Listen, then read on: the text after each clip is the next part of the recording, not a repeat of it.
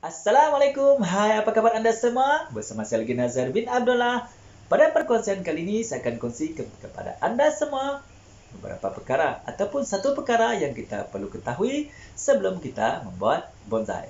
Baiklah teman-teman ya, sekiranya Anda ingin mengetahui apakah perkara yang saya kongsikan kepada Anda dalam perkongsian saya berikut ini, pastikan Anda terus mengikuti perkongsian saya ini hingga selesai. Oke, jom kita teruskan.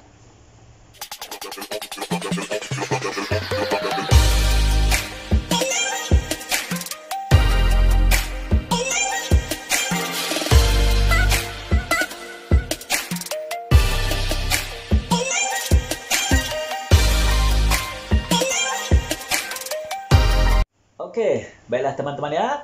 Untuk perkongsian pada kali ini, saya akan kongsikan kepada Anda, kita berbincang secara santai-santai saja ya teman, sederhana, secara ringkas. Sama itu silakan teman ya. Nak mengopi kopi saja, tidak masalah. Nak asap rokok saja, tidak masalah. Yang penting jangan chatting-chatting dulu ya. Nanti hilang fokus. Oke, baiklah teman ya. Yuk kita teruskan. Baiklah teman, untuk perkongsian kali ini saya akan kongsikan kepada teman-teman semua. Ini khas untuk para pemula ya. Teman-teman yang pemula tu juga sama seperti saya teman yang masih belum mengetahui perkara-perkara yang kita perlu lakukan sebelum kita membuat sebuah bonsai. Okey, baiklah teman-teman ya. Untuk perkongsian pada kali ini saya akan kongsikan kepada teman mengenai pot atau pasu. Bagaimanakah bentuk ataupun jenis pasu yang sesuai kita gunakan mengikut jenis ataupun gaya bonsai kita ingin buat. Okey, baiklah teman. Sudah pasti teman ingin tahu ya bagaimana pot ya. Bagaimana pot yang sesuai kita ingin lakukan ataupun yang kita ingin gunakan kepada jenis-jenis gaya bonsai yang kita telah pun bentukkan. Okey. Sorry. Okey, baiklah teman-teman ya. Untuk perkongsian kali ini kita akan bincangkan secara ringkas santai-santai saja berkaitan dengan pot. Okey.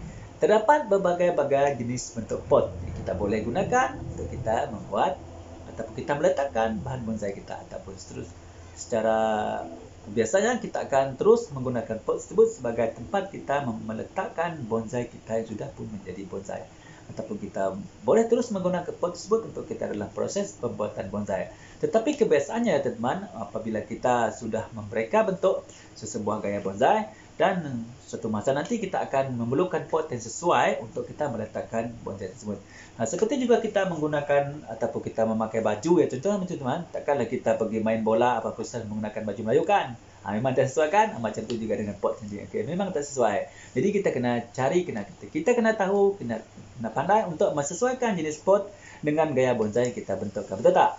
Takkanlah kita pergi memancing menggunakan baju main bola, tak sesuai kan? Macam itulah. Takkanlah kita nak pergi main bola menggunakan baju berenang pula, tahu tak? Tak sesuai kan? Okey, jadi macam itulah juga dengan pot yang kita perlu gunakan apabila kita ingin membuat atau meletakkan bonsai kita yang telah menjadi bonsai. Okey. Di sini saya akan kongsikan beberapa jenis-jenis pot dengan bentuk-bentuk pot ya teman-teman ya. Dengan apa nama tu? sorry. Dengan keadaan yang sesuai kita gunakan kepada bahan bonsai kita. Okey. Baiklah teman-teman, pertama sekali saya akan kongsikan kepada anda pot yang berbentuk sederhana. Okey, di sini teman kita mempunyai beberapa jenis pot yang biasa kita gunakan ya. Pot yang biasa kita gunakan iaitu pot yang ada beberapa jenis. Di sini 1 2 3. Okey, ada 3 jenis. Lebih kurang macam itulah. Okey, untuk di sini saya akan kongsikan kepada anda yang berbentuk nipis macam ni, nipis ya, nipis. Lepas tu sederhana tinggi macam ni. Okey, tinggi sikit ah. Ini nipis kan, nampak? Ini nipis, ini tinggi sikit kan. Okey. Lepas tu yang berbentuk segi empat macam ni. Okey. Segi empat kan? Dan yang berbentuk agak tinggi macam ni. Ini tinggi lagi. Okey.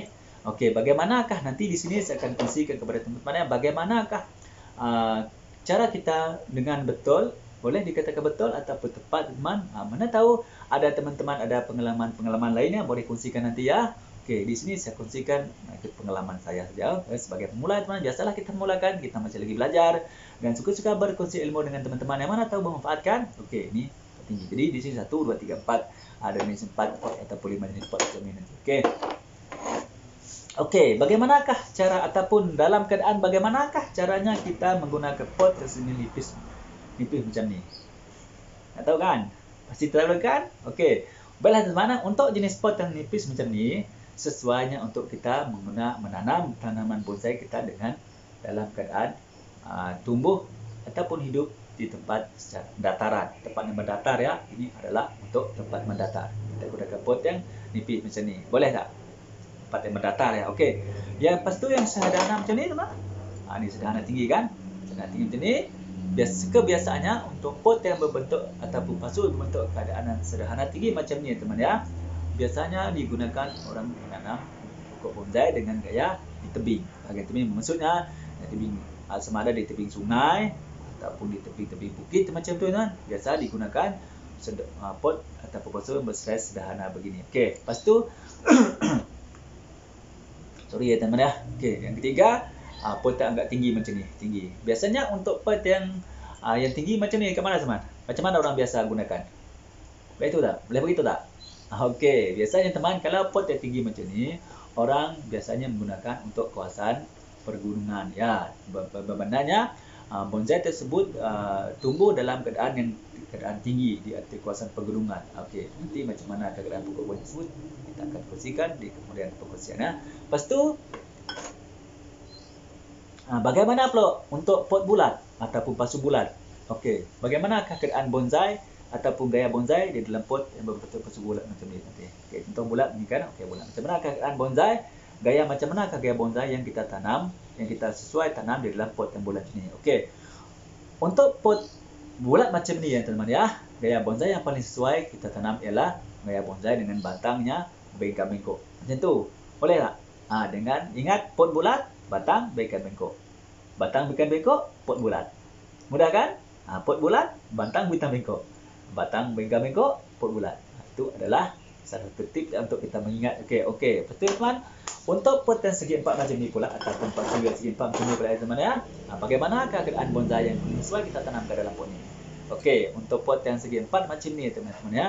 Biasanya teman-teman ya, pokok ataupun batang pokok bonsai yang kita tanam dalam pot ini adalah biasanya tegak lurus saja, tegak macam tu saja. Biasanya orang akan tanam menggunakan pot yang segi empat macam ni. Okey, itu adalah kaedah ataupun teknik ya teman apabila kita ingin meletakkan ataupun menanam bonsai kita mengikut gaya pot dan gaya bonsai kita. Ingat ya, segi empat potnya, bonsainya tegak. Bonsainya tegak, segi empat potnya. Ingat ya, ataupun maksudnya. Itu adalah tips untuk kita mengingati bagaimanakah keadaan gaya bonsai yang sesuai mengikut pot yang sesuai. Boleh? Okey, lepas tu teman ya. Okey, contoh pot yang nipis macam ni. Okey, macam manakah cara kita menggunakan keadaannya macam manakah pot yang ada bibir ni, bibir teman? Ada bibir tepi kan? Ada yang ni tak ada bibir kan? Okey. Bezanya teman untuk yang bibir dan yang tak ada bibir pot macam ni. Okey, untuk yang pot yang ada bibir macam ni teman, dia sesuai untuk digunakan macam mana? Macam mana kita nampak tu? Okey, untuk pot yang macam bibir, ada bibir macam mana? Untuk pokok yang paling sesuai untuk kita tanam di dalam pot yang macam ni yang ada bibir ya teman. Ini ada bibir ya. Okey. Pot yang bergaya lurus. Biasanya pokok tersebut tumbuh di kawasan dataran ya, kawasan dataran macam tu. Okey, boleh. Macam tu okey. Itu adalah pot mempunyai bibir macam ni. Kita tanam biasanya kita akan menggunakan pot ini untuk gaya bonsai berdiri tegak macam tu saja. Okey. Okey, bagaimana pula dengan pot yang macam ni? Tak ada bibir ni. Okey. Pot macam yang tak ada bibir ni macam mana pula gaya bonsai yang kita sesuai tanam dalam pot ni. Okey.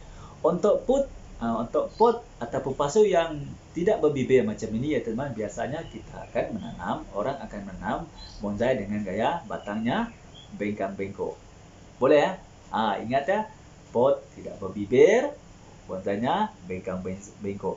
Pot yang berbibir, bonsainya lurus melegak.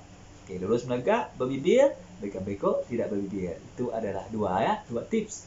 Teman-teman boleh mengingatkan ya. Okey. Boleh teman-teman? Boleh ikut tak sampai setakat ini?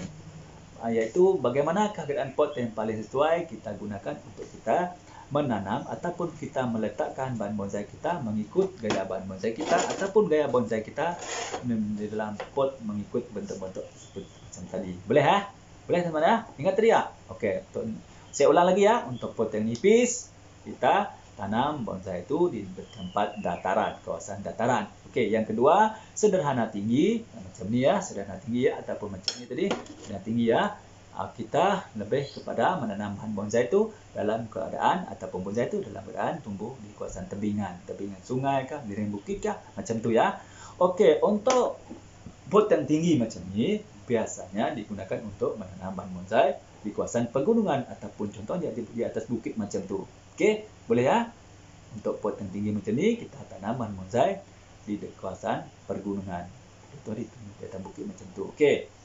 Dan untuk pot yang mempunyai bibir macam ni, yang nipis, leper macam ni ya, kita akan menanam bonsai dengan pokok dengan bentuk batangnya bagian menegak atau lurus. Biasanya bonsai tersebut tumbuh di kawasan dataran. Okey, dan untuk pot nipis yang tidak ada mempunyai bibir macam ni, biasanya kita akan menanam pot dengan gayang batang yang bengkok-bengkok macam tu. Boleh? Baiklah teman-teman ya, saya rasa cukup sampai setakat ini dulu untuk perkongsian daripada saya pada kali ini. Mudah-mudahan bermanfaat ya, walaupun sedikit sederhana. Tapi tak apa-apa, kita santai-santai aja teman. Ingat teman, sekiranya teman-teman mempunyai pengetahuan lain yang berbeza sedikit, boleh saja share di laman komen ya. InsyaAllah terima kasih juga karena perkongsian daripada teman-teman semua ya. InsyaAllah kita akan menjadi partner yang sangat baik dan kita InsyaAllah teman-teman nanti akan menjadi seorang pembonsai yang sangat sukses macam tu ya, berjaya. Okey, baiklah teman ya. Seperti biasa teman, sekiranya anda mempunyai soalan ataupun cadangan ya teman, sila tulis di ruang komen ya. InsyaAllah saya akan cuba menjawab pertanyaan anda nanti. Dan untuk itu teman, sekali lagi saya mengucapkan terima kasih kepada anda kerana sudah mengikuti perkongsian saya pada kali ini dari mula hingga selesai. Okey. Dan bagi teman-teman yang masih lagi belum mengetahui ya, harap-harap dapat sedikit semangat daripada perkongsian saya ini. Baiklah teman-teman, seperti biasa teman, sekiranya anda merasakan perkongsian daripada saya pada kali ini bermanfaat, terutamanya anda seorang pemula ya teman, sila klik tombol subscribe dan tekan tombol lonceng supaya anda menjadi orang yang pertama sekali akan dapat mengikuti perkongsian terbaru dari channel saya ini, terutamanya berkaitan dengan alam perbonsaian. Bagi teman-teman tu yang masih lagi belum subscribe ya teman-teman, silalah subscribe ya, karena subscribe itu sangat gratis, gampang dan mudah. Marilah kita sama-sama berkongsikan ilmu yang manfaat. InsyaAllah kita akan dapat manfaatnya. Baiklah teman-teman ya.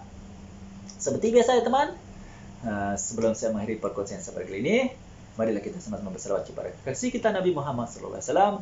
Mudah-mudahan kita mendapat syafaatnya dari dunia akhirat. Jom, mari kita sama-sama berselawat. Bismillahirrahmanirrahim. Allahumma salli ala Sayyidina Muhammad wa ala alihi wa sahbihi wa barik wa sallim. Amin, amin ya Allah. Mudah-mudahan kita menjadi antara umat yang dicinta oleh Nabi kita Muhammad SAW. Alangkah indah ya teman, sehingga kita menjadi antara umat yang dicintanya, kita akan bersama beliau dalam syurga. Amin, amin, insyaallah, amin ya rabbil alamin. Baiklah teman-teman ya, saya rasa cukup sampai setakat ini dulu untuk perkongsian saya pada kali ini. Mudah-mudahan bermanfaat.